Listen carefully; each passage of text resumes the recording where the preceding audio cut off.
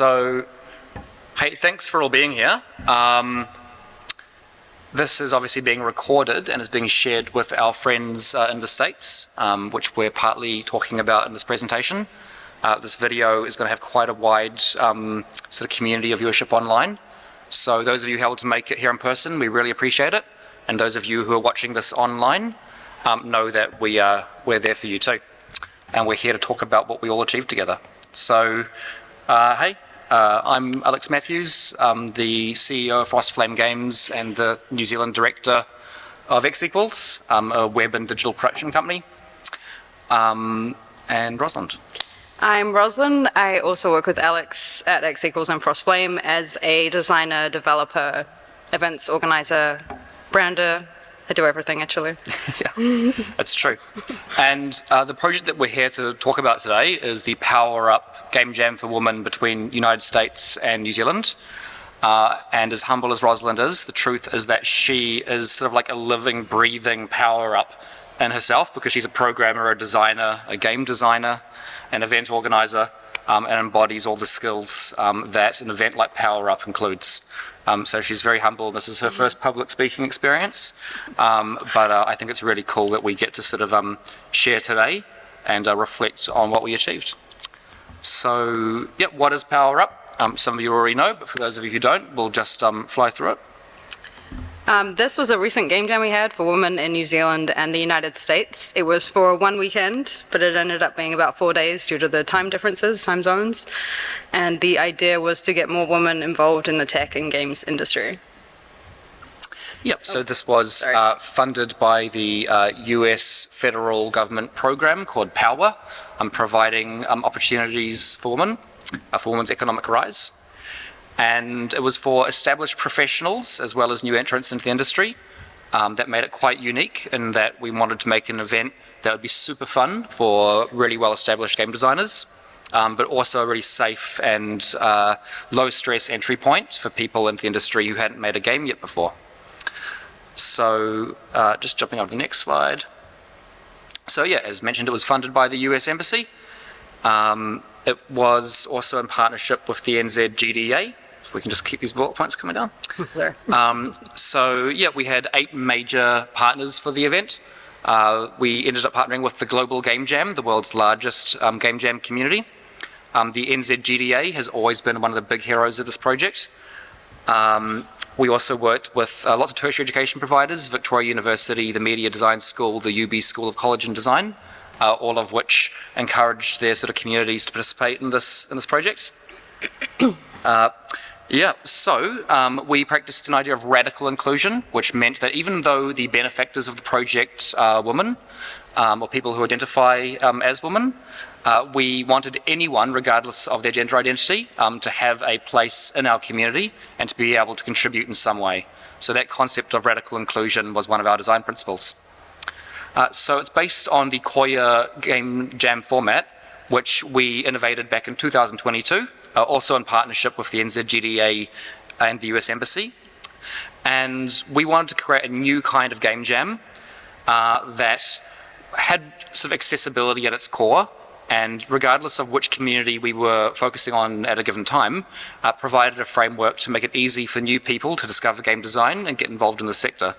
And so after surveying the games community of veterans and newbies, we learned that competition and prizes actually worked as a barrier to participation, because people who would crunch the most, put the most amount of hours in over a full weekend, who would literally not sleep 48 hours, who made the flashiest looking game, and who were most competitive and incentivized to win the prizes, they tended to dominate a lot of those game jams.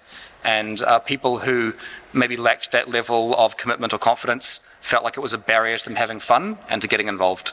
So we removed the competitions and prizes very intentionally, and we weren't entirely sure how that would work, but it worked amazing. The feedback from Koia and the feedback from Power Up has proven that there's a lot of people, including really well-established game designers, who enjoy their craft a lot more when they don't have to think about this pot of gold at the end, and they can just focus on being creative, making friends, and engaging in sort of the raw content of what a game jam typically is, without any incentive beyond just connection and creativity. So yeah, creativity without stress, that's a big design principle for us. How do we remove that crunch factor and allow people to be creative, make something over a weekend while still managing their well-being, which we know is sort of one of the big challenges in the industry as a whole. And we thought if we can achieve it on the game jam level, which tends to be this high stress sort of moment in someone's event life, that if we could address it there, then that could translate back into the games industry. This is also based on the Koia kaupapa, which you can find on koia.nz, which is sort of like our governance principles for how we organise the event. And it includes sort of a lot of stuff around community, connection, well-being, being there for each other and turning up for the right reasons. So yeah, essentially Power Up, built on top of the Koia framework, is about new friendships, collaborations and connections, game design for fun and for creativity, but addressing those barriers that typically leads to it being a less accessible thing for people. Make games, but make friends too. Why connect the United States and New Zealand sectors? Yeah, well, so super high value creative partnerships, we know that from this conference alone. You can look at a whole bunch of companies which have achieved huge success through having presence in both New Zealand and the States. If it's the entertainment or the film industry or the gaming sector, America and New Zealand can achieve incredible things when they work together. We think that there's more room for doing that in the game sector. I'm personally aware of a lot of people in New Zealand who have made amazing games, but maybe struggle to market or distribute them internationally. And so having partners in America makes it a lot easier for us. And yeah, I think New Zealand often has that issue where we're really creative and good at building things, but we're not always necessarily great at taking them to market. So there's like an amplifying effect when we can work with our contemporaries in America. There's lots of expats in both countries, lots of Americans in New Zealand, lots of New Zealanders in America. So it makes sense for those two communities to work together. And yeah, we're motivated by our shared values. When it comes to Koia and to Power Up, they were literally governed by a whole set of principles that the NZGDA and the U.S. Embassy both wanted to promote, which includes, gender diversity, well-being, economic growth and opportunity. So yeah, we feel like these are all the right reasons to want to work together and ultimately achieve the dream of weightless exports of Kiwi talent. If you're someone who really believes in New Zealand's future as a sustainable hub of good environmental politics or policy, and as a place where we can all live well and make lots of money, but in an ethical way, then having a really strong digital export sector is totally crucial to that. So that's sort of part of why we believe that the game sector is fundamentally good for New Zealand as well. So we wanted to focus this event on women. We believe diversity in the industry is better for everyone involved. There's more and more women getting involved in the game sector, as we see. So we really want to stay ahead of that curve and be ready for the tsunami of women that will be entering the game sector this century. Yeah, absolutely. And obviously the reasons for wanting more gender diversity in games is pretty self-explanatory. Hence the joke at the beginning there, but I think that especially people who attend this conference tend to sort of just naturally understand what those benefits mean to the industry as they get achieved. So we're going to speak really briefly about the event design. We had 2 months turnaround from the moment go, which is very short. Our original planning had like 4 to 6 months. So we woke up one morning and said, hey, you're power up, and you've got to have this thing, with air under its wings within a matter of weeks. So that meant rapidly turning around a brand, building a website, social media strategy, assets, videos, animations, multitudinous databases of contacts across different sectors and industries in both New Zealand and America. Rosalind did pretty much all the heavy lifting, literally built the brand, made all the artwork, produced the video, ran the social media, managed all the news. Those of you who are involved in the jam will know this, that Rosalind was in front of pretty much everything involved. It was fun though. Good times. It was fun, and that's the funny thing, because we approached it with that like rapid prototyping principle. So like if we get anything wrong, that's all good. If anything isn't 100% perfect and we can't spend weeks perfecting it, then that's all right. We'll just run with it, because we wanted to embody that sort of safe, fun, rapid prototyping principle which goes into a game jam, and let that be sort of congruent with how we organised and planned the event itself. And within 2 weeks of being approved, we were contacting people, we had everything we needed, we had a website live, And yeah, we also reused a lot of what already works. We had sort of some infrastructure from Koia that we were able to reuse. And all that kaupapa and those sort of governance frameworks were all in place already. So I think what this actually proved, which is really, really cool, is that we can power up a power up really, really quickly. There's already some appetite to do this again in the future, which we'll speak to shortly. And I think it's going to get easier and faster to repeat this process as we do more and more game jams focused on connecting women globally. So here is the video we made of the event. There's some testimonials in there as well as some slides from the actual games that people made. It shows the process along the way. Let's see if this works. And some audio. And there's some sound as well.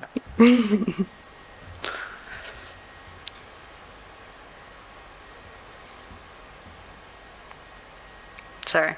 Yep, if we can get some audio, that'd be awesome.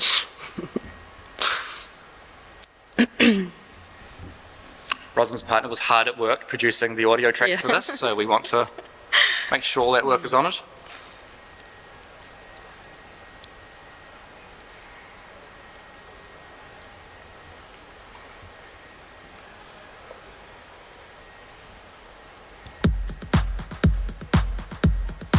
That's it. Thank you.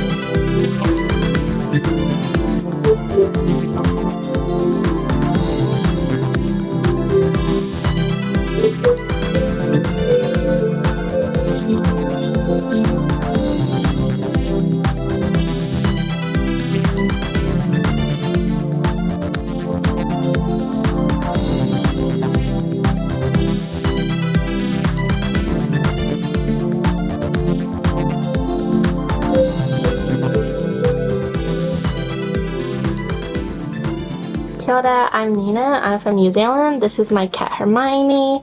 I worked with Maria Lowry and Team Chads, and we made the game Clink Squeeze Ignite. So this was probably my third or fourth game jam, my first remote one, and definitely my favorite game jam overall. When it comes to game jams, I've always wanted to do more, but it can feel quite intimidating as someone who's new to gamer. I'm a second year game art student, and as an artist who doesn't have a specialization or a specific role to bring to the table, sometimes you can feel like your skills aren't up to crack and you shouldn't drag a team down. But when it comes to this game jam, it was such a welcoming and encouraging space that I never felt like that at all. In fact, we branched out and did everything from not just art, but the coding and the audio. We felt safe enough to try these new roles, so it was a really, really great experience. In fact, rather than just a game jam, it felt like its own little small community was going on, so I'd really love to come back next year. As well as that, in comparison to my first game jam, where we felt like our game, wasn't good enough to submit, this game jam, we decided we're going to submit no matter what, because the experience really reminded us about what game jams are for. They're not for making AAA titles, they're for creating and connecting with other people. So I want to thank the hosts, the organizers, the mentors, and the other girls, and I really hope to see you all again next year and maybe collab with some new people, especially ones from America.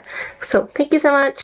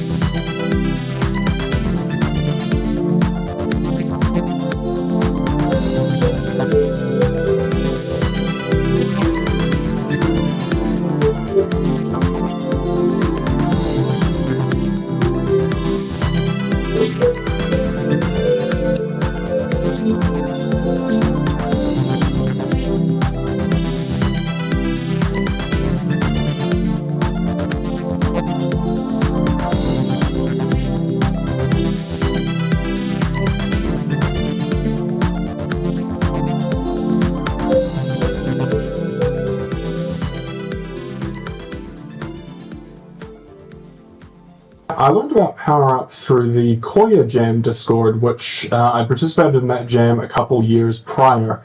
So I just I saw there was some activity in it one day and checked it out and found this like new cool jam that they were doing inside of it. And checked it out, and I really liked what I saw. It seemed like a really cool idea for a jam, improving industry relations, being a very woman-first jam. I was a little worried I wouldn't be able to participate, so I just clarified that with some of the event staff, who were more than happy to clarify and were extremely welcoming. Me being transgender, that was really, really nice of them and very welcoming. I felt very, very seen, and it was really, really cool to work with a team in this one. Kia ora, ko Hayley Kinsey toku ingoa. I am a woman working in tech in the Wellington region of New Zealand. I am very excited about other women joining the tech industry and host my own Women in Tech meetup group. I am also an avid gamer, so when I heard about Koia Power Up, I was very, very excited. It was great to meet people from both the US and also New Zealand and work with them on a game. I was in the team Kali to Wally, and we had some fantastic team members, but also just the caliber of the people in the Discord chat from the other teams was just phenomenal. Some absolutely great artists and developers. I learned so much from the mentors and also from the other women in the game jam, and have come away with some real friendships that we can build on and collaborate together in the future. So it was a really, really great experience, and I would recommend it to absolutely anyone who's interested in trying out their first game jam.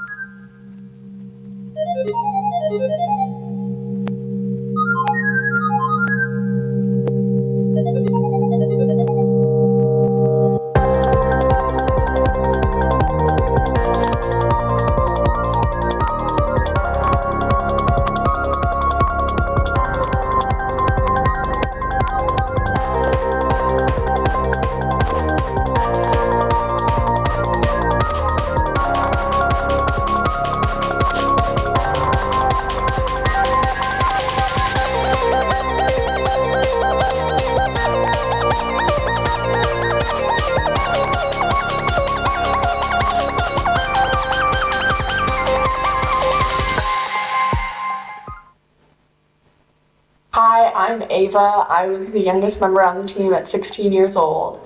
I'm a senior in high school and studying environmental science at the University of Minnesota and taking a digital games course, which is how I came up with the idea for the game.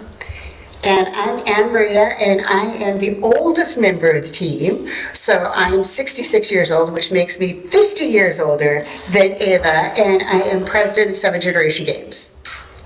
This was my first game jam, and I thought it was really cool to just kind of like learn what it was and like see how it worked.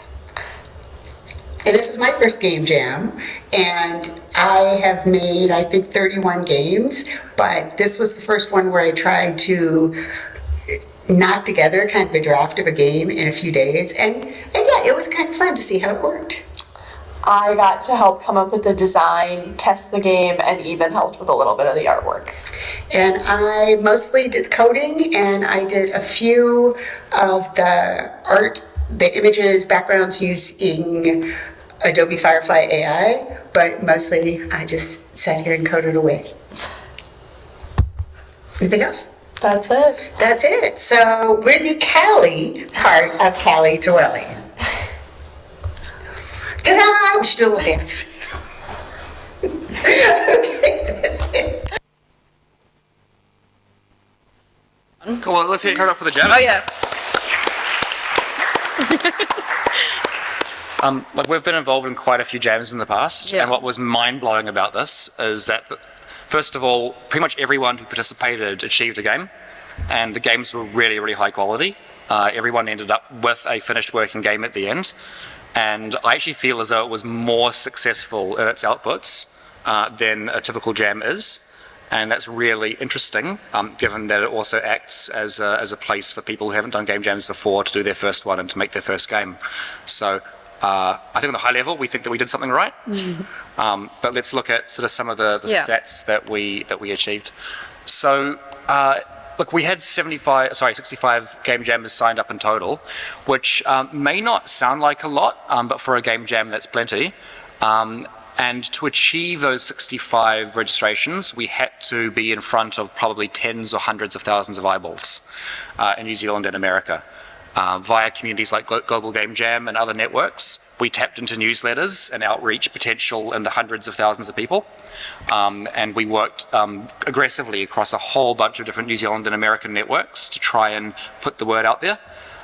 So those 65 jammers were all super high quality registrants. But it also reveals that there are structural difficulties for people to engage, and that was sort of part of the reason why typically you have to work pretty hard to get an all-woman game jam happening. So we had 8 webinars in the week before the jam, which were all really, really amazing. You can go watch them, and by the way, play all the games on the website powerup.koia.nz. So if you want to go play those games right now, or watch any of the webinars that led up to it, please go and do that. We'll try and keep them online in perpetuity for as long as we can, so that they remain as resources and help inform future events. There were a lot of leaders doing the webinars from Dinosaur Polo Club and Pickpock, among others. Go and look at the webinars, because it was a diverse group of people from quite a few different places. Frostflame. We had Auckland University represented. We had I can't remember them all, but lots of really amazing individuals who just sort of stood up to contribute their time and energy on giving back to the community. So overall feedback really positive. The only feedback we've had which isn't sort of glowingly positive is all just sort of quality of life, constructive suggestions on what we could do in future years to make them a bit easier or more clear. All that feedback is really, really useful and welcome as we produce a report for our partners that looks at the opportunities for going bigger and better next year. We know from our friends at the Global Game Jam that the success of a Game Jam event tends to be compounding. It requires quite a sort of establishment period, and then once it's a trusted brand, you can reactivate that community every year and grow on it. So the Global Game Jam leaders said to us, what you're doing is amazing, keep doing it and stick to it, and the more that you can make it repeatable and build a name and a brand, the more that you'll be able to leverage that into growth into future years' events. So we know anecdotally at least 5 people who had never made a game made their first game and attended their first jam. And that on its own is really, really special for us. Because that's one of our major things we're looking to accomplish. If this was just one person, that would be enough for us to feel really good, knowing that this event was instrumental in activating someone's career that may not have been there otherwise. But we'll send out a post-event survey, because keeping in mind the event's only just finished recently, which is why this is also fresh for us. I suspect the number is going to be larger than 5 once we get the survey out. And many friendships and lasting connections formed, which is one of the real major values, because a lot of these teams continue to work together, to chat with each other, and I know from personal experience that in business, and if you want to do your own thing or build a product or a game, the connections that you have, the friends that you make, the networks that you can leverage is absolutely everything. So seeing a lot of those be created and sustained is really special for us, because that was one of the main metrics that we were looking at. We have a lot of interest for people returning next year, including bizarrely Finland might join as an extra country. Well, you're absolutely right. There's been a few people who have reached out. Several different nations across Europe seem to have members that want to help facilitate future events. And the more that we think about it, the more that we think this could fill a global need to become gradually a woman game jam event across the whole world, gradually activating more and more and more countries. Until maybe one day we could be the premier format for a woman-led game jam. But we were the first, weren't we? So we're not the first woman game jam. There have been others. Okay. But we were the first that looked specifically at connecting certain countries. Okay. And I think that's what we can build on to become an international force. Ta-da! Yep. I dropped the thing. We also wanted to do a shout out to everyone that helped us. Massive thanks to the United States Embassy, who have been sort of so consistent in their leadership in wanting to see this happen. Definitely wouldn't have happened without them, nor Koia, nor Power Up. So really, really thrilled to have them as our sort of major event partner. The NZGDA, who are obviously organising this conference, they've also been really consistent in calling for proactive measures that achieve the results that we want to see. It's not enough to just go and talk about wanting more diversity in a certain sector or saying that we should have sort of more representation, but actually doing practical, tangible things that allow that to happen is, I think, what we're most interested in. And so when we see big leaders in the industry like the NZGDA understand that and actually do it with us, that's awesome and should be celebrated. Then, of course, all the studios that helped us out. I've got some largely New Zealand businesses there, like Beyond Studios, Dinosaur Polo Club, Mad Carnival, Mighty Eyes, Pickpock. They were all really quick to throw their support behind us. And we really hope that we can work with them again in future years. And then sort of big networks like the Media Design School and Code, who are also instrumental in advocating for what we were trying to do. So we wanted to open up to a Q&A if anyone had any questions for us. Yeah. Don't be shy. It's an intimate crowd, and we're happy just to treat it as a conversation. So yeah, yes, are there any questions? From the jam? No, just like oh, right. In general? Oh gosh. I like Overcooked too. It's my favorite game. Look, I feel a bit put on the spot because I thought initially you meant From the Jam, and then there's no way I can answer that, even though there are games that From the Jam I really, really, really enjoyed. But yeah, I think I'll keep that to myself for now. If I look at hours sunk versus games I enjoy the most, it's a really hard one. I'd probably put more hours into the Civilization franchise than into any other gaming franchise ever. But there's lots of first-person games like Far Cry and others that I've really enjoyed. There are sort of kung fu games like Sifu, which I'm a really big fan of. That's super fun. So yeah, it's really hard for me to nail down. I'm also a really big RTS gamer, so I've sort of evolved from Age of Empires and Red Alert all the way into sort of more modern titles and sort of map painting games like Imperial Rome and Stellaris. So yeah, it's hard to pick a favourite. He gives really long-winded answers. So.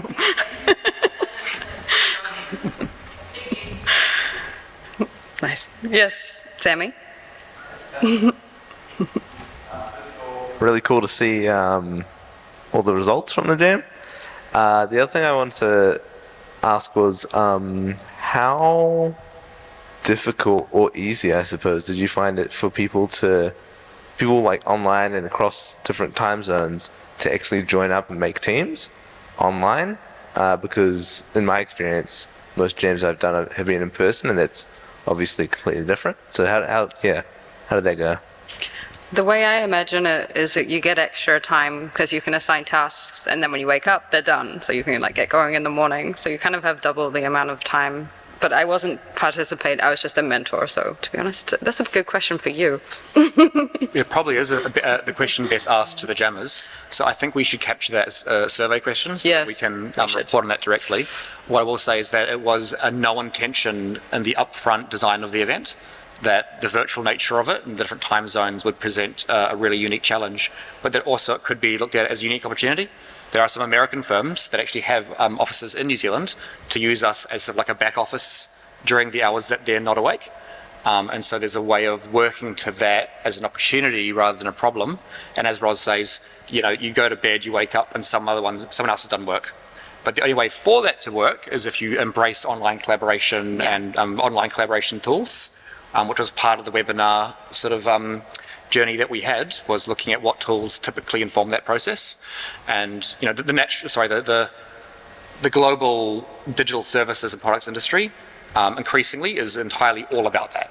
And PowerUp was meant to be a professional development experience, not just in learning how to make a game, but actually in how to collaborate internationally on a digital product or service. So yeah, I think we'll get the answers direct from them, but the challenge is also the opportunity to learn something new and to embrace this sort of international working model. Cool, thanks. Yeah. Any other questions? And if not, that's cool. We can always get time for a coffee before the next talk. Yeah, all right. Well, hey, thank you so much. Thank you. We had such a great time, and we look forward to doing it again next year.